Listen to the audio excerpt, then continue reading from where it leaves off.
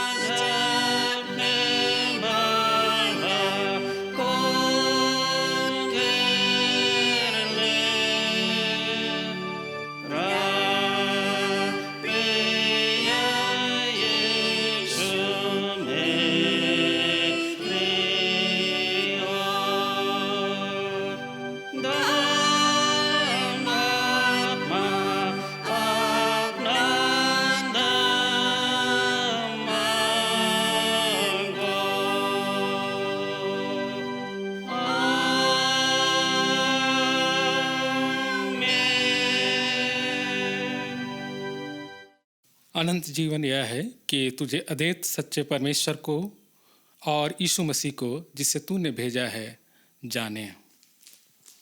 प्रभु यीशु Christ का अनुग्रह, परमेश्वर का प्रेम और पवित्र आत्मा की सहभागिता आप सबों के साथ रहे, आपके साथ भी। हम एक साथ कहें, ये सब शक्तिमान परमेश्वर तेरे सम्मुख सबके हृदय खुले हैं। तू सबके अभिलाषाओं को जानता है और तुझसे कोई भी भेद छिपा नहीं है। अपने पवित्र आत्मा की प्रेरणा से हमारे हृदय के विचारों को शुद्ध कर, ताकि हम तुझसे पूर्ण रूप से प्रेम करें और योग्य रीति से तेरे पवित्र नाम की स्तुति करें, हमारे प्रभु यीशु ख्रिस्ट के द्वारा। आमीन। स्वर्ग में परमेश्वर की महिमा और पृथ्वी पर उसके लोगों को शांति। हे प्रभु परमेश्वर, स्वर्गीय राजा, सर्वशक्तिमान और पिता परमेश्वर, हम तेरी आराधना करते, तुझको धन्यवाद देते और तेरी महिमा के कारण तेरी स्तुति करते हैं। हे प्रभु यीशु ख्रिस्त, परमेश्वर पिता के इकलौते पुत्र, हे प्रभु परमेश्वर, हे परमेश्वर के मेमने, तू जगत का पाप उठा ले जाता है, हम पर दया कर। तो पिता के दाहिनी ओर विराजमान है, हमारी प्रार्थना स्वीकार कर, क्योंकि केवल तू ही पवित्र है, तू ही प्रभु है, तू ही है यीशु ख्रिस्त, पवित्र आत्मा के साथ परमेश्वर पिता की महिमा में परम ओक्ष है। आमीन। हम प्रार्थना करें। पुनरुत्थान पर्व के पश्चात 6वें प्रभुवार को हम स्मरण करें स्वर्गारोहण के पर्व के रूप में। प्रभु यीशु का स्वर्गारोहण हमारी महिमापूर्ण नियति का चिन्ह है। ये सब शक्तिमान परमेश्वर, दया से अवर दे कि जैसा हमारा विश्वास है कि तेरा इकलौता पुत्र हमारे प्रभु यीशु ख्रिस्त स्वर्गों के ऊपर उठा लिए गए, वैसे हम भी हृदय और मन में ऊपर उठाए जाएं और निरंतर उसके साथ वास करें। उसी के द्वारा जो तेरे और पवित्र आत्मा के साथ एक परमेश्वर हैं, अब वो सदा जीता और राज करते हैं। आमीन। जीवित दयालु महान पिता परमेश्वर, धन्यवाद देते हैं पिता, आज के दिन में हम आपके लोग आपके नाम की महिमा के निमित्त आपके चरणों के तले आते हैं। विश्वासी मन के साथ हम अपने इस कलीसिया के लिए दुआ विनती प्रार्थना करते हैं, अपने लोगों के लिए विनती प्रार्थना करते हैं। पिता, बड़ों को, बुजुर्गों को, माता पिताओं को, बच्चों को आप ही के हाथों में सौंपते हैं। प्रभु, हमारे बीच सदा मेल रहे, प्रेम रहे, लड़ाइयों और झगड़ों और आपसी वैमनस्यताओं को दूर कीजिए, ताकि हम सब प्रभु निश्चिंत होकर आपके नज़दीक बने रहें, ताकि आपका हाथ और साथ हमारे जीवन को राह दिखाता रहे।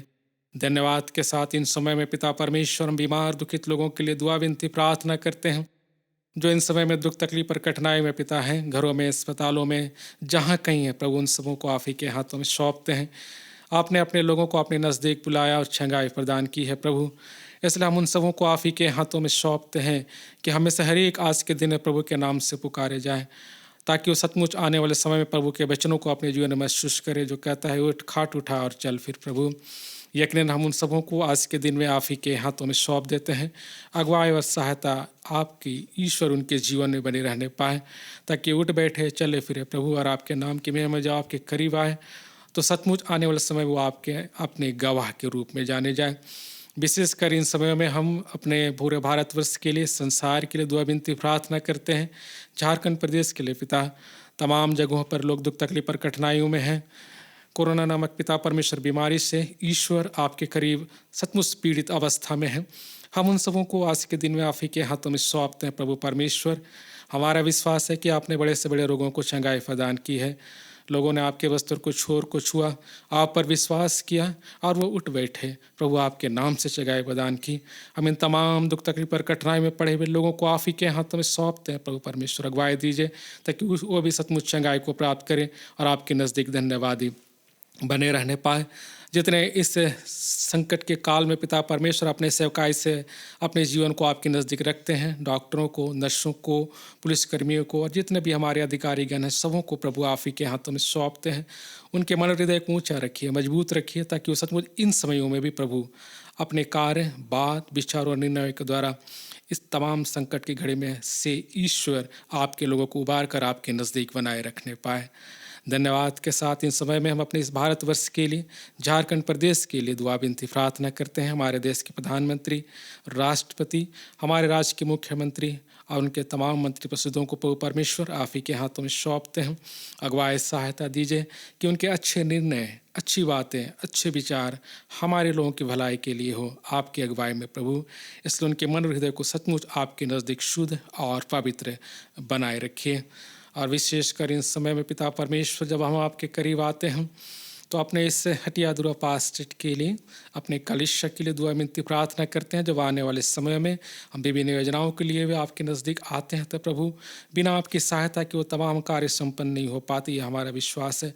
जो कुछ भी हो प्रभु आपके नाम से हो, आपके अगुवाई के द्वारा हो, आपके पिता परमेश्वर उन हाथों के द्वारा हो पिता परमेश्वर, जो आपने इस संसार को बनाया अपने नाम से, ताकि आपके लोग उनके नाम से जाने जाएं।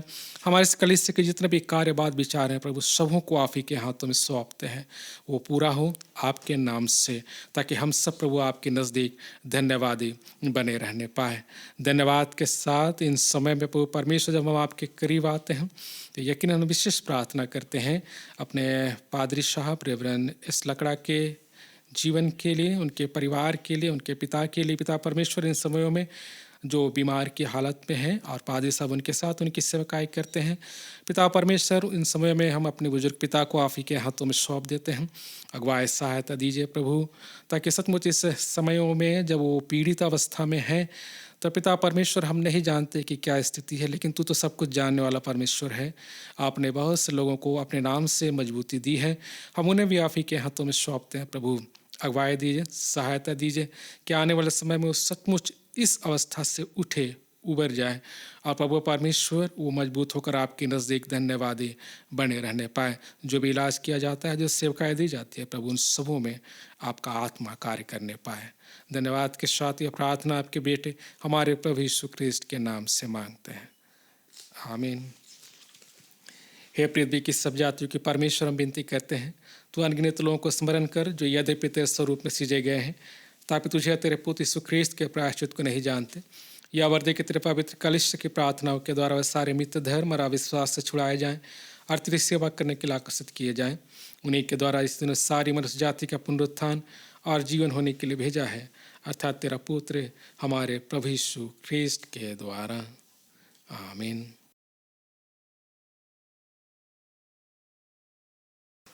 आज का ठहराया गया पहला पाठ वचन है प्रेरितों के काम, उसका पहला अध्याय 12 से 14 तक। प्रेरितों के काम पहला अध्याय 12 से 14 तक। जब वे जैतून नामक पहाड़ से जो यरूशलेम के निकट एक सब्त के दिन की दूरी पर है यरूशलेम को लौटे, तब वे वहाँ पहुँचे तो उस अटारी पर गए जहाँ पतरस और यूहन्ना और याकूब और अंद्रियास और फिलिपुस और थोमा और बरतुल्मै और मत्ती और हलफई और पुत्र याकूब और शमौन जेलोतेस और याकूब का पुत्र यहूदा रहते थे।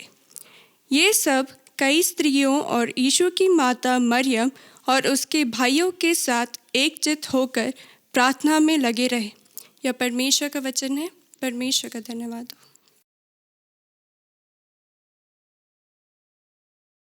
आज का ठहराया गया दूसरा पाठ वचन है पतरस की पहली पत्री दूसरा अध्याय उसका 12 से 19 तक। पतरस की पहली पत्री दूसरा अध्याय उसका 12 से लेके 19 तक।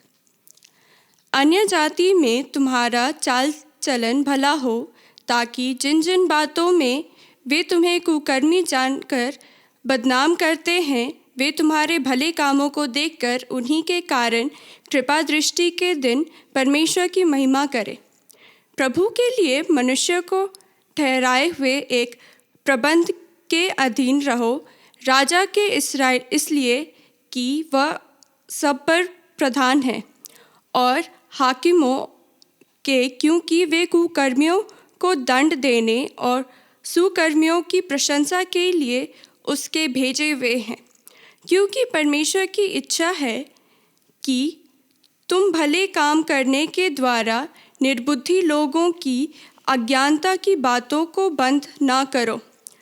अपने आप को स्वतंत्र जानो, पर अपनी इस स्वतंत्रता को बुराई के लिए आड़ न बनाओ, परंतु अपने आप को परमेश्वर के दास समझकर चलो। सबका आदर करो, भाइयों से प्रेम रखो, परमेश्वर से डरो, राजा का सम्मान करो।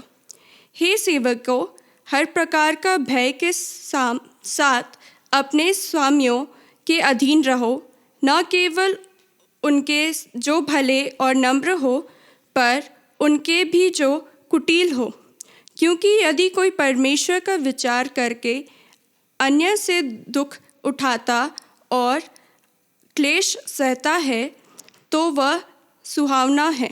यह परमेश्वर का वचन है। परमेश्वर का धन्यवाद हो। रिवाइवल सॉन्ग से गीत और हम लोग गाएंगे, गीत नंबर 78, 7 और 8। आइए हम गीत गाते हैं रिवाइवल सॉन्ग से, गीत number 78, song number 78 revival song से। आइए इस घड़ी हम परमेश्वर की आराधना और स्तुति आत्मा और सच्चाई से करें। हमें वचन बताती है यशाया उसका 53 उसका 6 में कि हम भेड़ के समान भटक गए थे, लेकिन फिर भी परमेश्वर ने अपने पुत्र यीशु मसीह को भेजा हमारे लिए, हमारे पापों के लिए, और हम हमारे पापों से परमेश्वर ने आज़ाद किया। आइए इस गीत के द्वारा परमेश्वर की स्तुति और महिमा करें।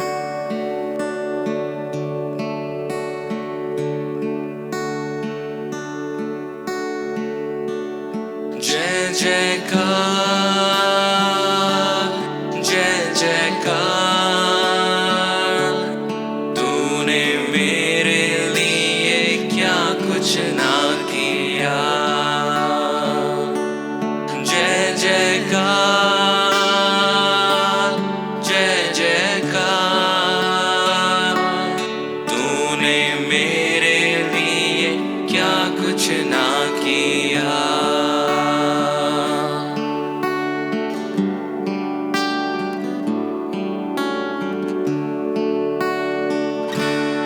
तेरा प्यार है महान, तेरा प्यार है जहां।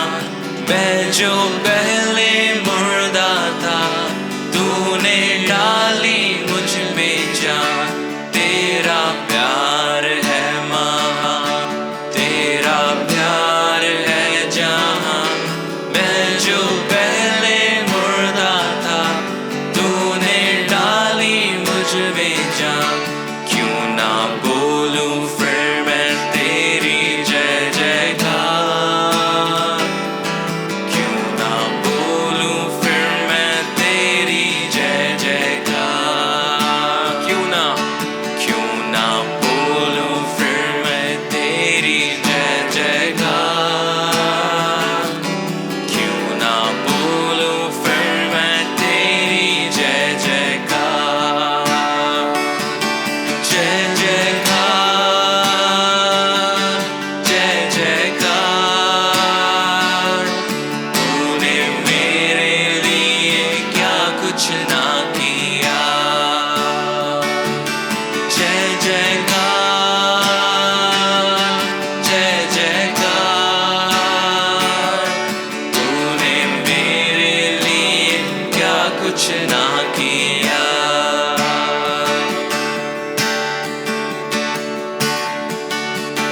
मेरी सूरत बिगड़ी थी, मेरा दिल था खाली। तूने सींचा लहू से ताकि आए हरियाली।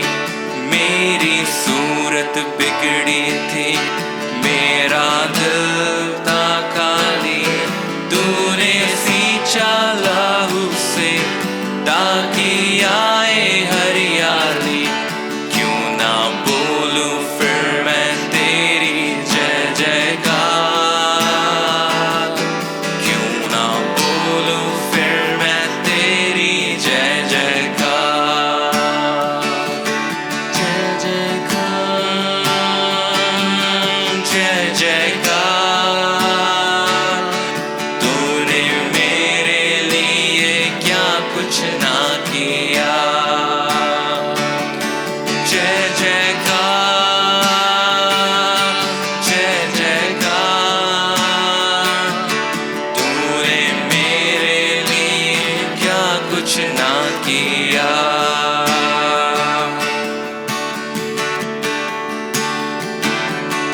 आई जीवन में खुशी, आई अपनी जिंदगी। तू है जिंदा शाफिया, तूने यह है किया।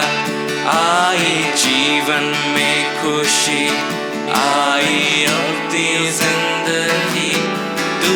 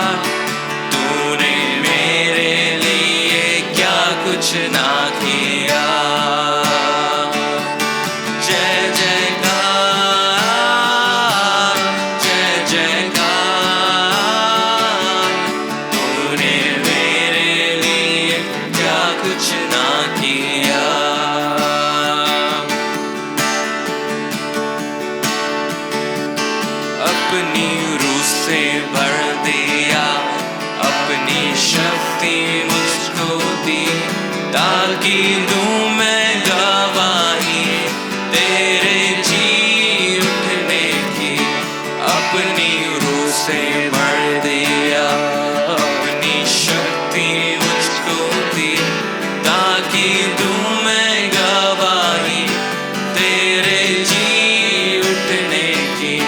क्यों ना बोलूं फिर मैं तेरी जय जयकार, क्यों ना बोलूं फिर मैं तेरी जय जयकार। एक बार और, क्यों ना बोलूं फिर मैं तेरी जय जयकार, क्यों ना बोलूं फिर मैं तेरी जय जयकार। जय जयकार, जय जयकार, तूने मेरे लिए क्या कुछ ना किया। जय जयकार, जय जयकार, तूने मेरे लिए क्या कुछ ना किया, तूने मेरे लिए क्या कुछ ना किया।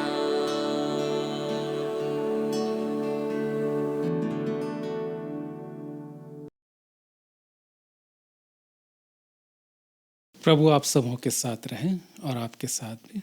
सुसमाचार, पवित्र यूहन्ना रचित सुसमाचार, उसके 17वें अध्याय और उसके पहले पद से सुसमाचार आरंभ होता है। हे प्रभु यीशु ख्रीस्त, तेरी महिमा हो। यीशु ने ये बातें कही और अपनी आंखें आकाश की ओर उठाकर कहा, हे पिता, वह घड़ी आ पहुंची है।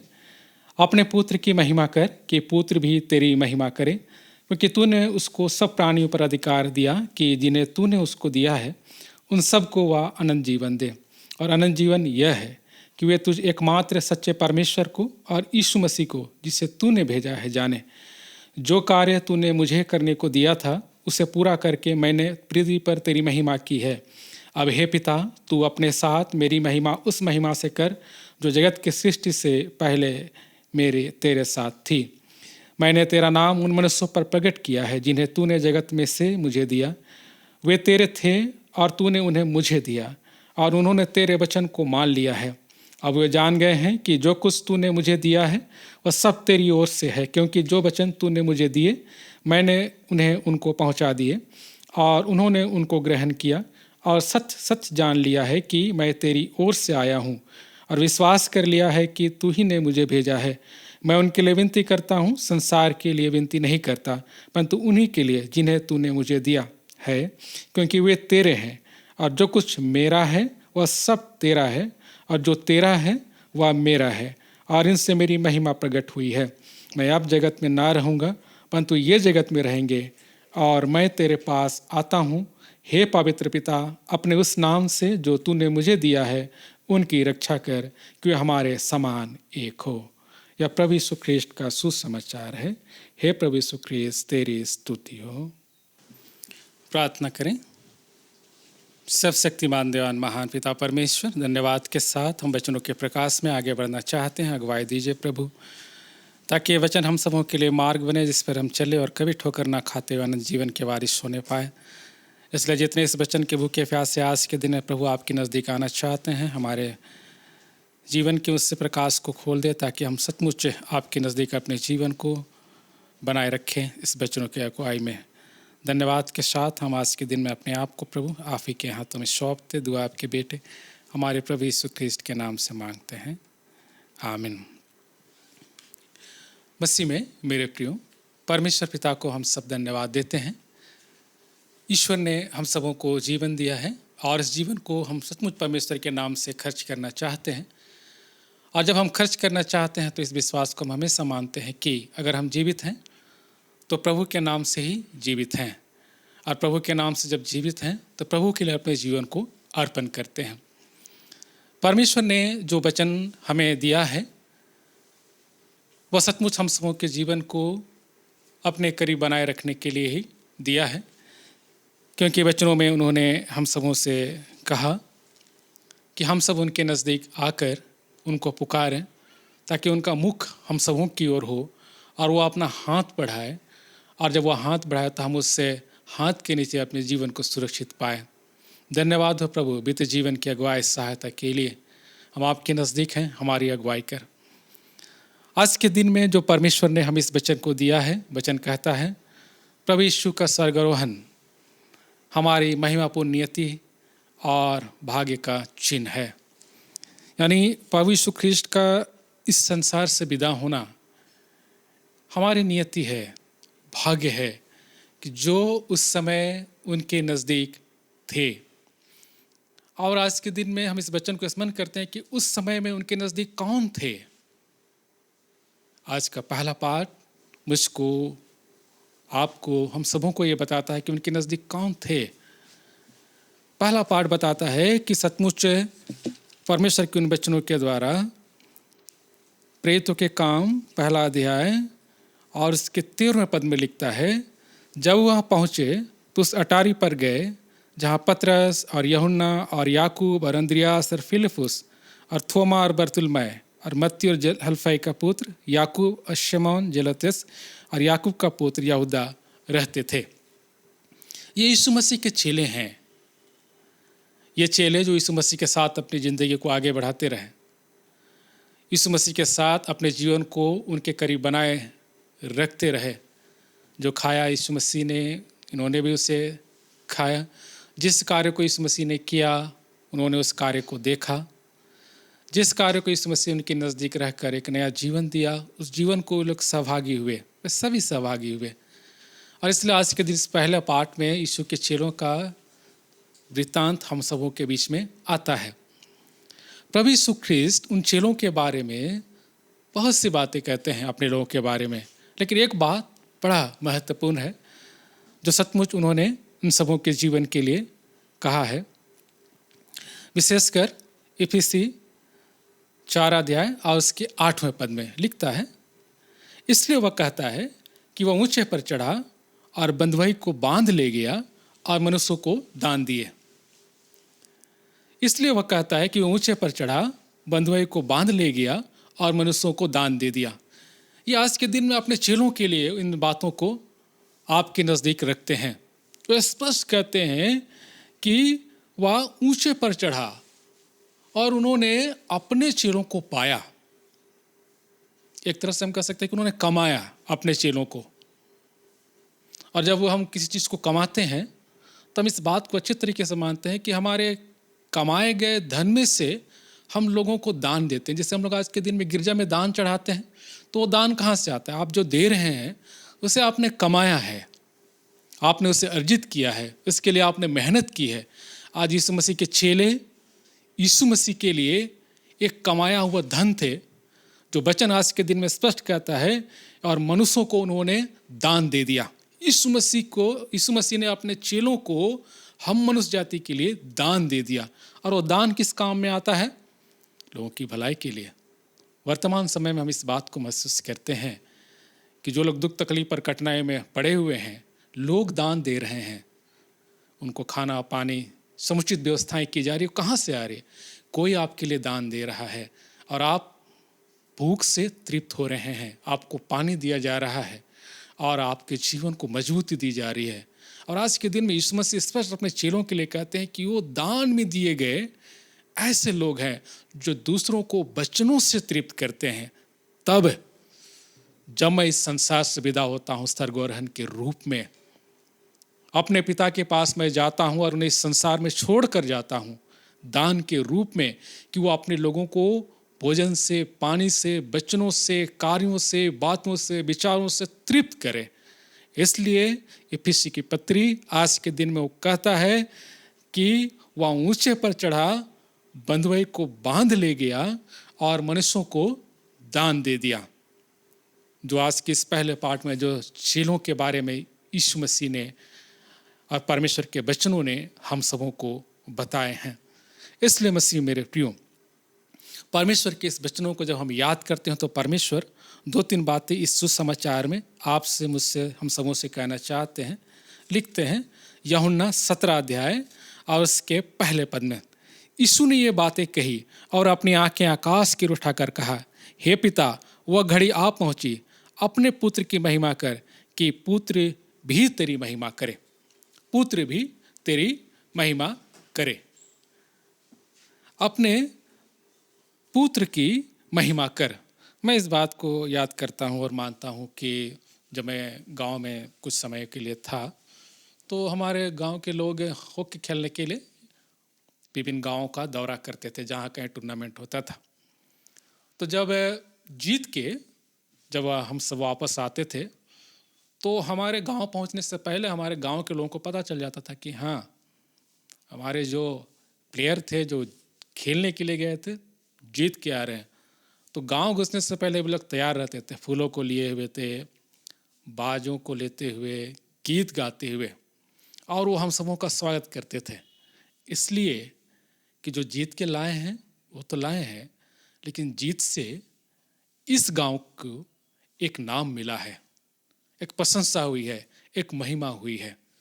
आज के दिन में यीशु मसीह अपने आप को ये बताना चाहते हैं कि मैं जब इस संसार से विदा हो रहा हूँ, मैं जब यहाँ से जा रहा हूँ तो पिता देखिए मैं जीत के आ रहा हूँ, और जब मैं जीत के आ रहा हूँ तो यकीनन आपको मेरी महिमा करनी चाहिए। और यही यीशु मसीह आज के दिन में अपने पिता से कह रहे हैं, क्योंकि वो स्पष्ट बताना चाहते हैं कि आप मेरी महिमा करें ताकि पुत्र भी आपको कार्य बात विचारों के द्वारा महिमा कर पाए। हमसे जब इस संसार में परमेश्वर के लोग आज के दिन में परमेश्वर के करीब आते हैं तो इन्हीं वचनों को परमेश्वर आपको, मुझको, हम सबों को बताना चाहते हैं कि हमारा जो एक दूसरे से ताल्लुक है, बेटे का पिता से, माँ का बेटी से, और हर एक परिवार के अगुए का अपने लोगों से, तो परमेश्वर ये वचन बताना चाहते हैं कि जो आपने पाया है आज के दिन में परिवार के रूप में, वो कमाया हुआ एक धन है जो परमेश्वर ने कहा है दान देने के लिए अपने लोगों को, कि दूसरों के लिए वो खर्च में आए अच्छे कार्य बात विचारों के द्वारा। क्योंकि आज पिता और पुत्र के रिश्तों को इसी के रूप में दर्शाया गया है। वचन परमेश्वर का आज के दिन में कहता है कि जो स्वर्गारोहण के पर्व को हम स्मरण करते हैं, इसके बारे में यीशु मसीह ने पहले कह दिया था। लिखता है यूहन्ना 6 अध्याय और उसके 62वें पद में, और यदि तुम मनुष्य के पुत्र को जहाँ वो पहले था वहाँ ऊपर जाते देखोगे तो क्या होगा, क्या होगा। ये एक ऐसा वचन है जब यीशु मसीह ने लोगों से कहा कि तुमको मेरा लहू और मेरा मांस खाना अति आवश्यक है, तुमको मेरा लहू और मांस खाना अति आवश्यक है। तो लोगों ने उनकी बातों को या तो समझ नहीं पाए, या फिर उनको लगा कि यीशु मसीह कुछ ऐसी बातें बोल रहे हैं जो कि समझ से परे है। कौन आदमी है जो किसी का खून पी सकता है और किसी का मांस खा सकता है। और वे लोग आश्चर्यचकित हो गए और उनको लगने लगा कि जो बातें कही जा रही है यीशु मसीह के द्वारा वो सही नहीं है। तब यीशु मसीह ने कहा कि तुम अभी अचंभा कर रहे हो, तुम अभी तकलीफ और कठिनाइयों में पड़ रहे हो, और जब तुम मनुष्य के पुत्र को जहां वो पहले था ऊपर जाते देखो तो क्या होगा। क्योंकि मैं आपको कह रहा हूं, आप मेरे बात पर विश्वास नहीं कर रहे हैं, और जब मैं यहां से ऊपर उठा लिया जाऊंगा तो क्या देख के तुम विश्वास करोगे, उस समय अचंभित नहीं होगे। मसीह मेरे प्रियो, परमेश्वर ने आज के दिन में विश्वास और भरोसे को आज के दिन में आपके नजदीक रखने का प्रयत्न किया है। जो वचनों में परमेश्वर हमारे जीवन में उंडेल देते हैं, वचनों के द्वारा उंडेल देते हैं, वो बताना चाहते हैं कि नहीं, परमेश्वर ने जो वचन आपको, मुझको, हम सबों को दिया वो विश्वास पर टिका हुआ है, भरोसे पर टिका हुआ है, उसके बिना वो कुछ नहीं।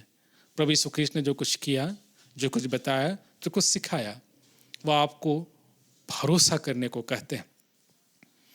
परमेश्वर के वचनों को जब हम आज के दिन में स्मरण करते हैं तो परमेश्वर इस वचन को आपके करीब रखते हैं, जो लिखता है यूहन्ना 17 अध्याय और उसके 30 पद में, और अनंत जीवन ये है कि तुझे एकमात्र सच्चे परमेश्वर को और यीशु मसीह को जो जिससे तूने भेजा है जाने।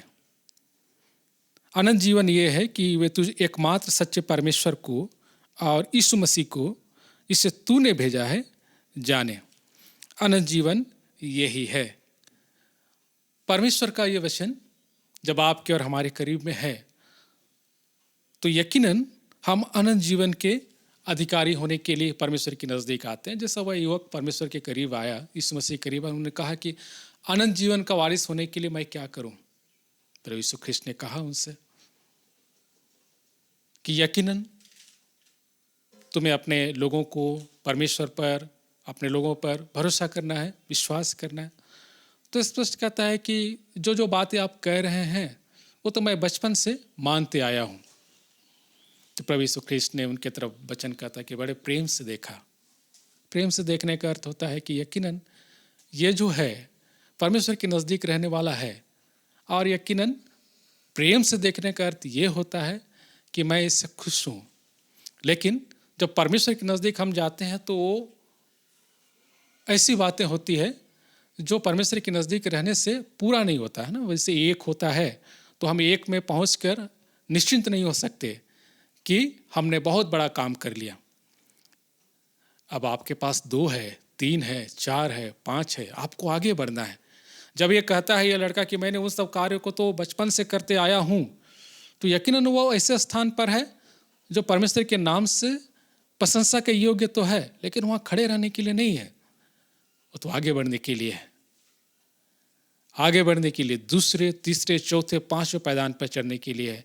लेकिन वो लड़का आज जहाँ पर है, वो नौजवान जहाँ पर आज है, वो उससे आगे बढ़ने के लिए तैयार नहीं हुआ। हम और आप जब इस संसार में हैं तो परमेश्वर आपसे ये बात कहना चाहते हैं कि आगे बढ़ो, आगे बढ़ो और परमेश्वर के नज़दीक बने रहो। प्रभु यीशु ख्रिस्त ने अपने पिता से कहा कि मेरी महिमा कर ताकि मैं आपकी महिमा करूं।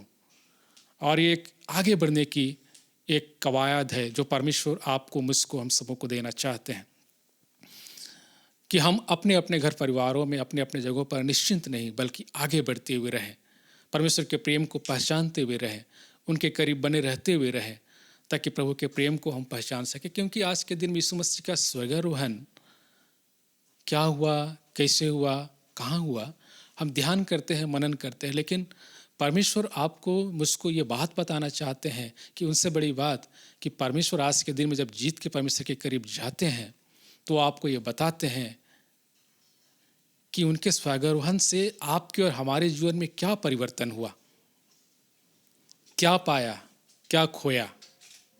यीशु मसीह ने स्पष्ट वचनों में कहा कि मैंने अपने चेलों को पाया है, आपने जैसा कहा वैसा कहा है, और उन स्थानों से खींच के लाया हूँ जहाँ वो आपके और हम सबों के जीवन से दूर हो गए थे। क्योंकि अदन की वाटिका में जो बातें हुई, परमेश्वर का वचन स्पष्ट कहता है कि आदम और हवा परमेश्वर के करीब से दूर हो गए।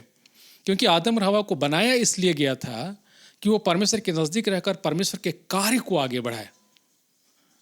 उनकी सृष्टि इसलिए की गई कि परमेश्वर के कार्य को करते हुए परमेश्वर के नाम की महिमा करे, लेकिन वो उससे विमुख हुए।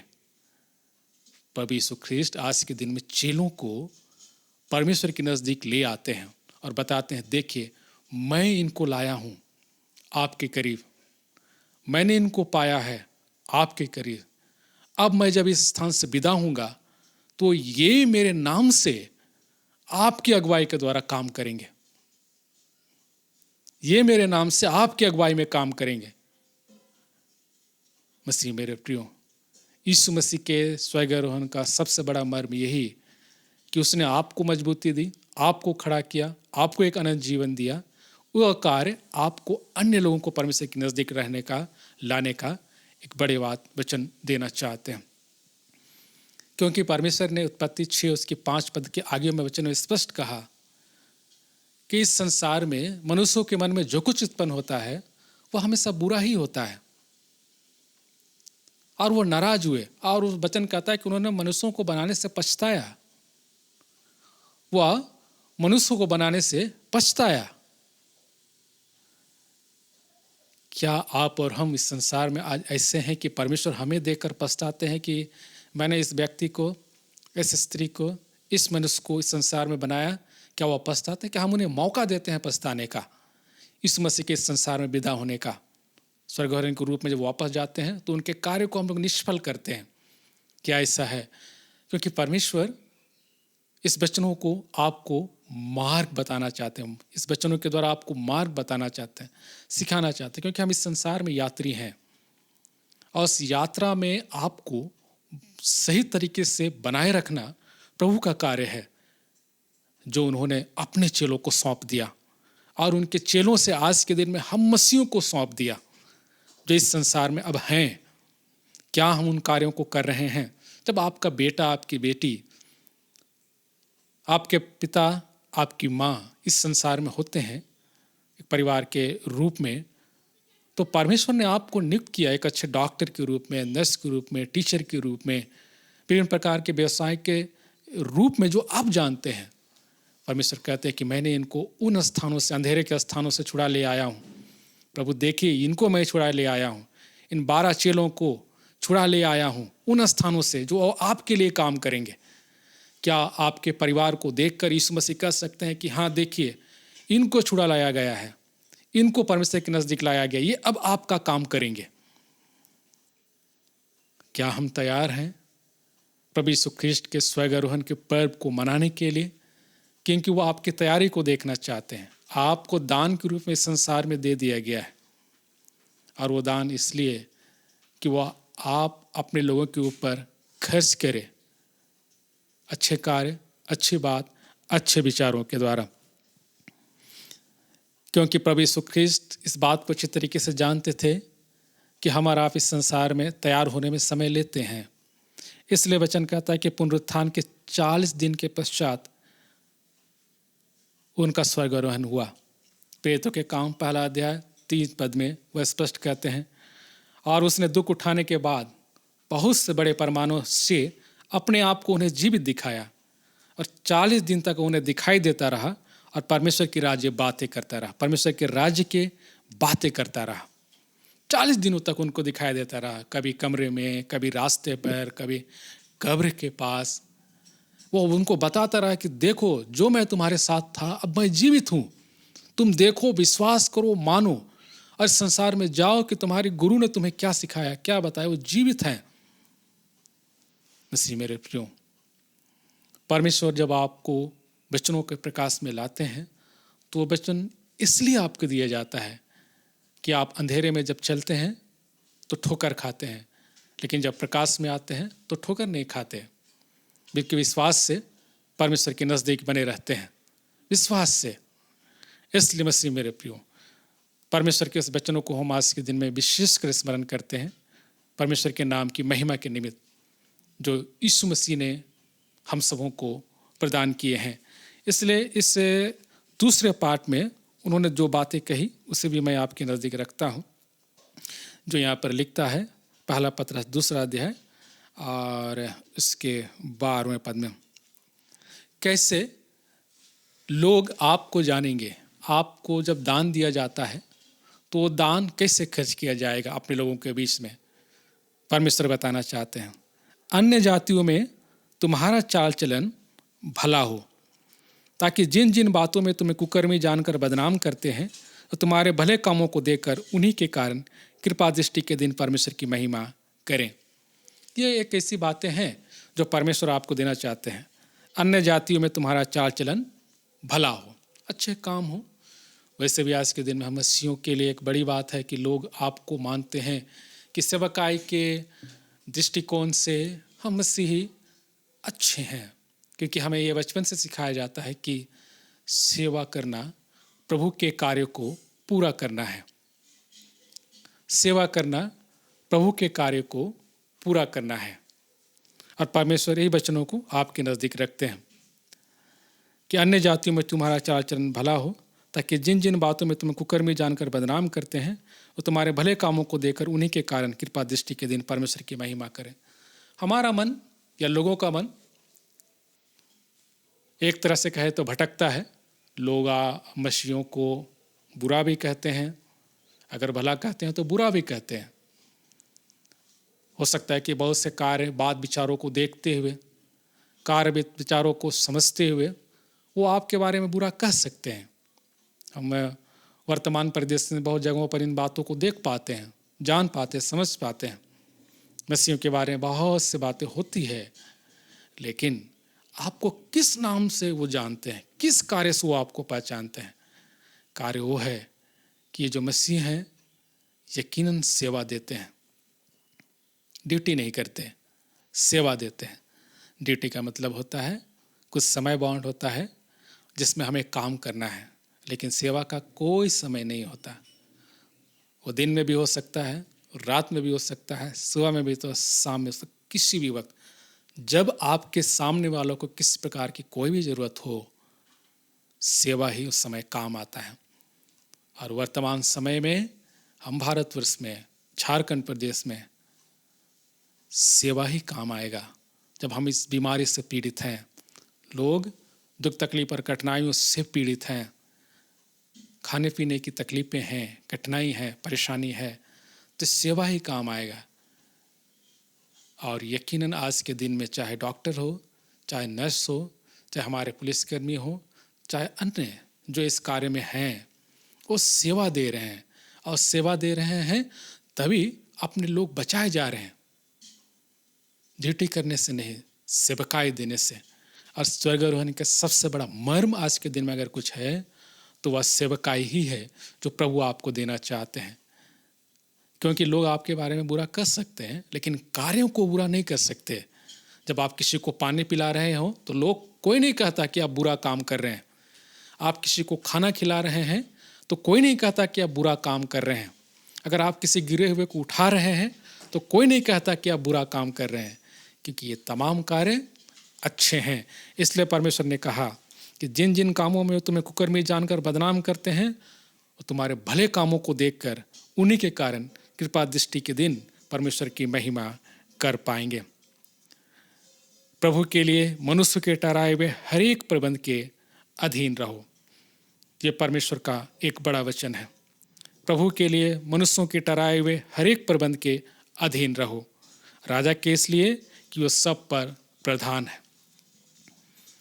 परमेश्वर ने आज्ञा पालन ही आज के दिन में आपको, मुझको, हम सबों को दिया था। लोग मुझसे ये पूछते हैं कि अदन की वाटिका में हवा ने या आदम ने फल खाया तो कैसे पाप किया? क्या वो पाप किए?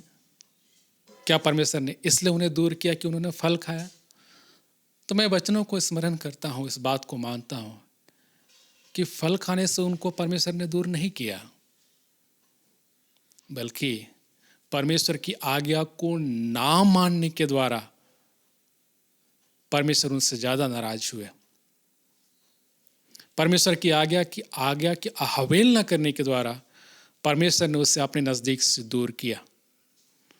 हमारा आप जब इस संसार में हैं तो परमेश्वर स्पष्ट कहते हैं, अपने राजा की बातों को मानिए, आपके पिता की बातों को मानिए, अपने माँ की बातों को मानिए, अपने सरकार की बातों को मानिए, अपने अधिकारियों को बातों को मानिए, क्योंकि इनकी से व्यवस्था बनी रहती है। वचन आगे कहता है, और हाकिमों के, क्योंकि वह कुकर्मियों को दंड देने और सुकर्मियों की प्रशंसा के लिए उनके पास भेजे गए हैं। अधिकारियों के बारे में ये बातें लिखा जाता है कि और हाकिमों के, क्योंकि कुकर्मियों को दंड देने और सुकर्मियों की प्रशंसा के लिए इसके पास भेजे हुए हैं। क्योंकि परमेश्वर की इच्छा यह है कि तुम भले काम करने के द्वारा निर्बुद्धि लोगों की अज्ञानता की बातों को बंद कर दो। आज हम लोग बहुत बोलते हैं, बातें बहुत करते हैं। परमेश्वर वचन में बस स्पष्ट कहते हैं कि बातें नहीं, बल्कि अपने कार्य से लोगों के मुंह को बंद कीजिए। ना बात करने से होता है ना, बात का बतंगड़ जिसको हम लोग बोलते हैं, कि सामने वाला अगर कुछ बोल रहा है तो हम भी तर्क करते हैं, वितर्क करते हैं, और इसमें तर्क वितर्क में लंबी लंबी बातें निकलती है और वो कभी घटता नहीं। तलस्कल कॉलेज में जब हमारी पढ़ाई होती है तो इस बात को हमेशा मानते हैं हम लोग कि तर्क वितर्क हमेशा होता है, लेकिन मैंने उसका अंत कभी नहीं देखा। वो बढ़ते जाता है। इसलिए वचन स्पष्ट कहता है आज के दिन में, क्योंकि परमेश्वर की इच्छा यह है कि तुम भले काम करने के द्वारा निर्बुद्ध लोगों की अज्ञानता की बातों को बंद कर दो। यानी आप काम करेंगे तो लोगों के मुंह अपने आप बंद होंगे, केवल मुंह चलाएंगे तो बात बढ़ती जाता है। इसलिए आज के दिन में परमेश्वर ने जब इस वचनों को आपके करीब रखा तो हम परमेश्वर के उस वचनों को करें कि इस मसीह संसार में आए और उन्होंने आपको काम करके दिखाया। 5,000 लोगों को भोजन खिलाया, लाजर को जीवित किया, अंधों को देखने की शक्ति दी, लंगड़ों को चलने की सामर्थ दिया, और ये उन्होंने इन स्थानों में साशरीर उपस्थित होकर करके दिखाया। इसलिए वो कहते हैं, मैंने आज अपने चेलों को मोल लिया, खरीद लिया, अब ये आपकी सेवकाई में अपने जीवन को देंगे। मैं इन्हें दान करता हूँ मनुष्य जाति के लिए, क्योंकि मैं इनके साथ सदा नहीं रहूँगा। अब ये आपके कार्य को आगे बढ़ाएंगे। इसलिए मसीह मेरे प्रियो, धन्यवाद के साथ हम इन समय में प्रभु के नज़दीक हैं। परमेश्वर इस वचनों को आपके और हम सबों के करीब विश्वस्तता से बनाए रखे। परमेश्वर हम सबों को अगुवाई दे। परमेश्वर हम सबों को संभाले। परमेश्वर इन समय में हमारे दुख तकलीफ और कठिनाइयों से हमें उबारे। परमेश्वर हमें इन समयों में उस पीड़ा को, दुख को सहने की शक्ति दे, ताकि हम अपने लोगों के लिए दुआ करें, विनती करें, प्रार्थना करें और प्रभु के नज़दीक विश्वस्तता के साथ अपने जीवन को बनाए रखें। यीशु के कार्यों के द्वारा, उनके चेलों के कार्यों के द्वारा और हम मनुष्य जाति को परमेश्वर के नज़दीक बनाए रखने के द्वारा। आइए हम प्रार्थना करें। जीवित दयालु महान पिता परमेश्वर, धन्यवाद के साथ हम सब परमेश्वर के करीब हैं। वचनों का प्रकाश हमारे जीवन में जब यकीनन उंडेला जाए प्रभु, तो हम इस वचनों को समझ पाए, जान पाए, ताकि जब हम इस कदमों को बढ़ाएं तो यकीनन प्रभु ठोकर नहीं खाए, बल्कि आपके जीवन को अपने जीवन में महसूस करते हुए आपके अपने बेटे, आपकी बेटी, अपने परिवार के सदस्य के रूप में आपके करीब आए। चाल चलनों के द्वारा, कार्यों के द्वारा, बातों और विचारों के द्वारा। प्रार्थना आपके बेटे हमारे प्रभु यीशु ख्रीष्ट के नाम से मांगते हैं, आमीन। विश्वास वचन की घोषणा एक साथ कहें। मैं सर्वशक्तिमान पिता, स्वर्ग और पृथ्वी के सृष्टिकर्ता परमेश्वर पर विश्वास करता हूँ। मैं उसके इकलौते पुत्र हमारे प्रभु यीशु ख्रीष्ट पर विश्वास करता हूँ। वह पवित्र आत्मा के सामर्थ्य से गैर में आए और कुमारी मरियम से जन्मे। उसने पुन्तियुस पिलातुस के शासन में दुख भोगा और क्रूस पर चढ़ाया गया, मरा और गाड़ा गया और मृतकों के लोक में उतरा।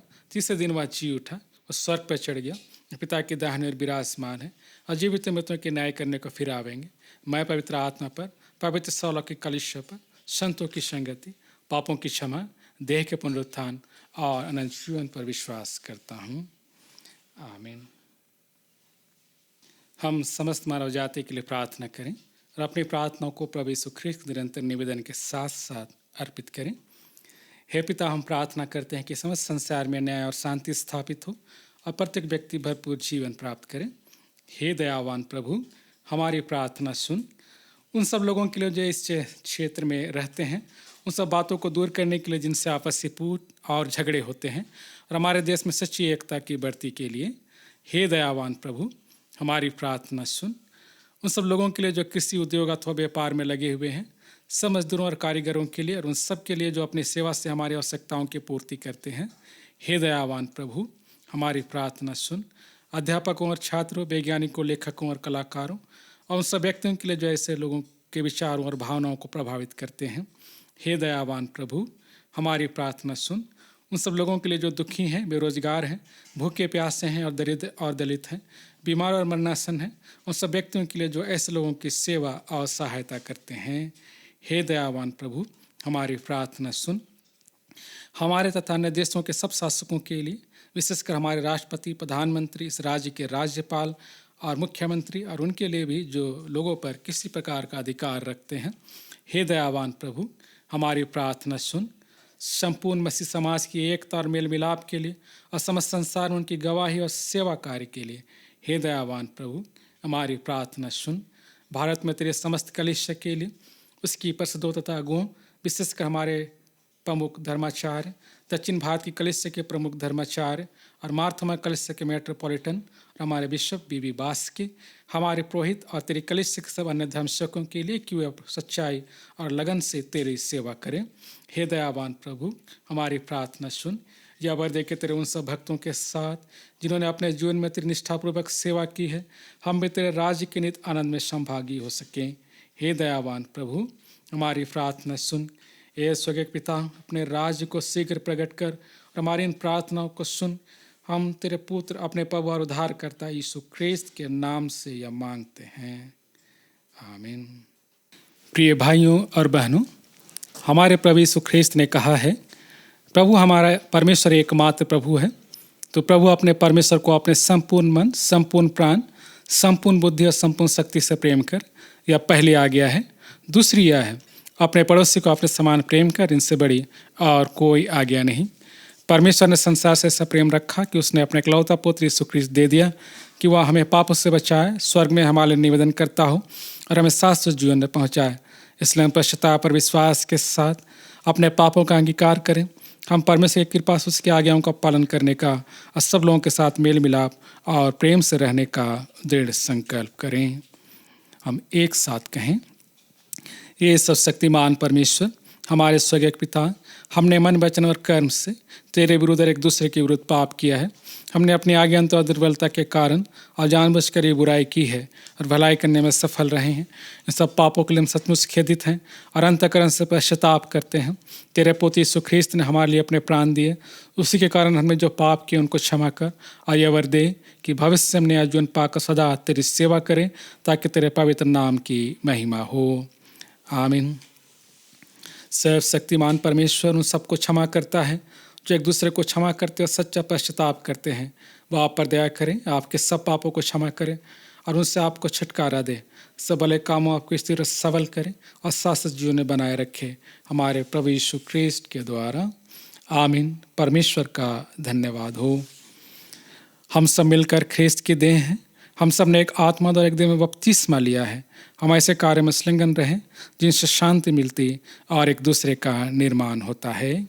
प्रभु की शांति सदा आप सबों के साथ रहे और आपके साथ भी रहे। हम एक गीत और गाएंगे, गीत नंबर 132, 132।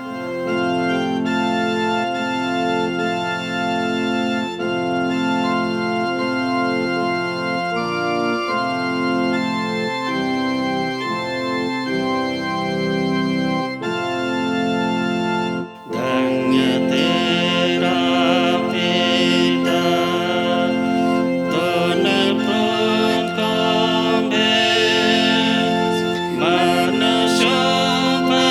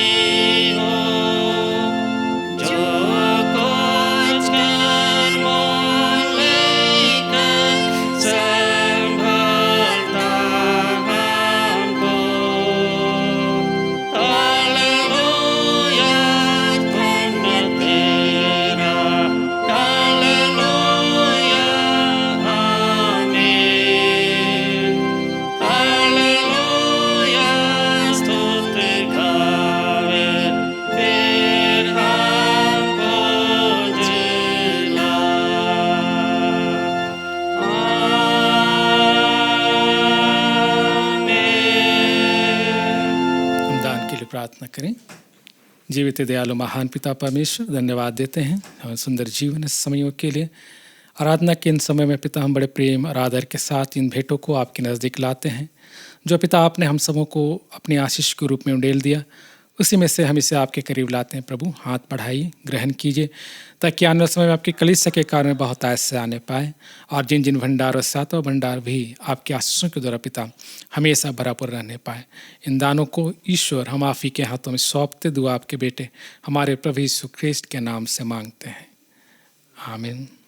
जिस प्रकार हमारे उद्धारकर्ता ख्रिस्त ने सिखाया है, हम प्रार्थना करें। हे हमारे पिता, तू जो स्वर्ग में है, तेरा नाम पवित्र माना जाए, तेरा राज आए, तेरी इच्छा से स्वर्ग में पूर्ण होती है वैसे पृथ्वी पर भी हो। हमारे दिन भर की रोटी आज हमें दे, और हमारे अपराधों को क्षमा कर, जैसे हमने अपने अपराधियों को क्षमा किया है। हमें परीक्षा में ना डाल, परंतु बुराई से बचा, कि राज पराक्रम और महिमा अब सर्वदा तेरे ही है, आमीन। परमेश्वर की शांति जो सारे समझ से परे हैं, परमेश्वर के और उसके पुत्र हमारे प्रभु यीशु ख्रिस्त के ज्ञान और प्रेम में आपके इधर विचारों को सुरक्षित रखें। और सब शक्तिमान परमेश्वर पिता, परमेश्वर पुत्र और परमेश्वर पवित्र आत्मा की आशीष आप पर हो, और सदा सर्वदा आपके साथ बनी रहे, आमीन। शांति से पूर्ण होकर जाइए, प्रभु से प्रेम रखिए और उनकी सेवा कीजिए, ख्रिस्त के नाम में, आमीन। हम रिवाइवल सॉन्ग से गीत आएंगे। गीत नंबर 89, 89 नंबर 89। आइए हम परमेश्वर की महिमा इस गीत के द्वारा कर रहे हैं। गीत नंबर रिवाइवल सॉन्ग से गीत नंबर 89।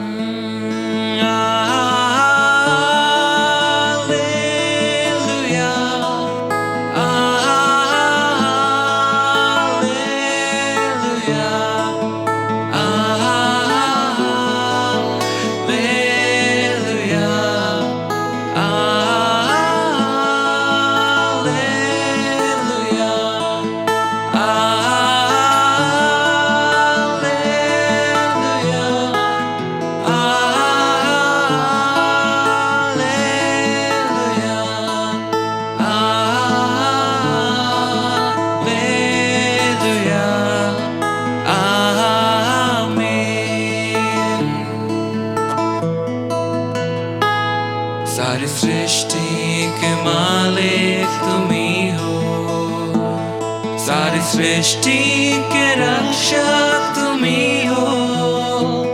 करते हैं तुझको सादर प्रणाम, गाते हैं तेरे गुणगान। सारी सृष्टि के मालिक तुम ही हो, सारी सृष्टि के रक्षक तुम ही हो। करते हैं तुझको सादर प्रणाम, गाते हैं तेरे गुणगान। हालेलुया,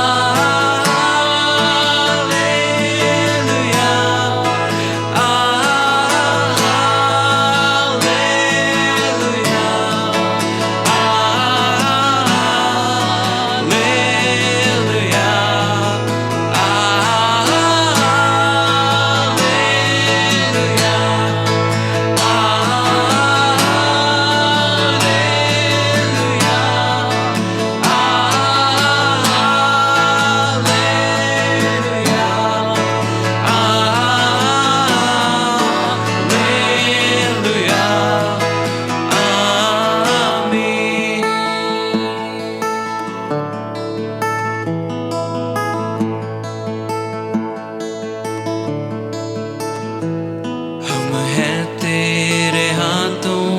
रचना, हम पर रहे तेरी करुणा।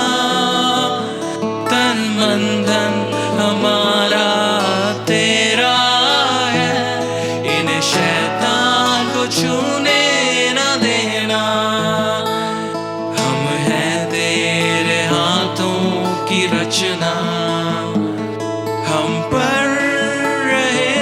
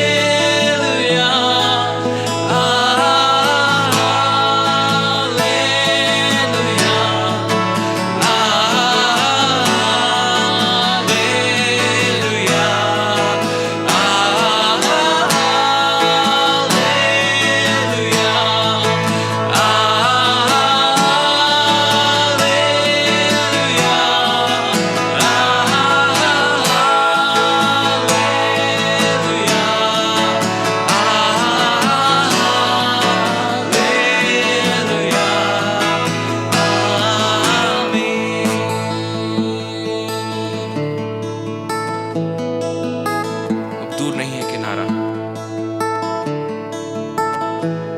अब दूर नहीं है किनारा, धीरज को हमारे बढ़ाना, जीवन की हमारे इस नैया को भवसागर में खोने न देना।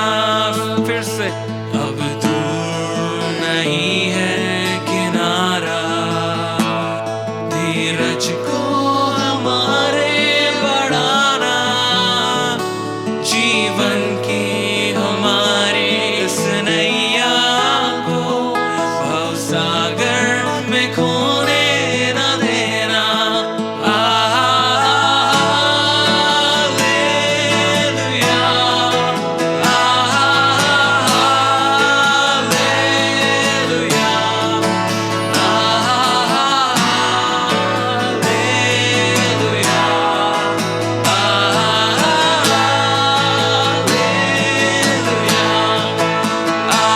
हालेलुया,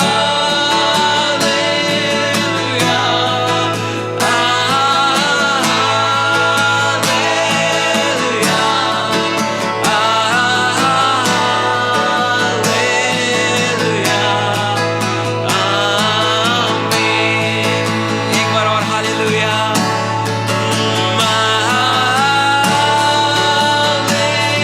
हालेलुया, हालेलुया,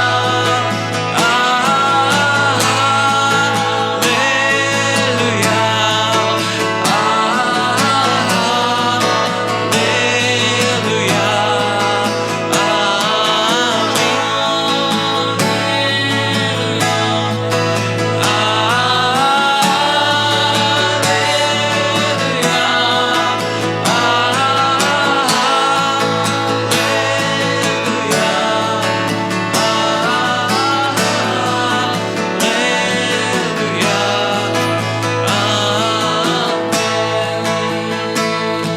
धन्यवाद परमेश्वर पिता, समय के लिए आपको धन्यवाद देते हैं। धन्यवाद परमेश्वर पिता, सभी कोई को आशीष दे यीशु के नाम में।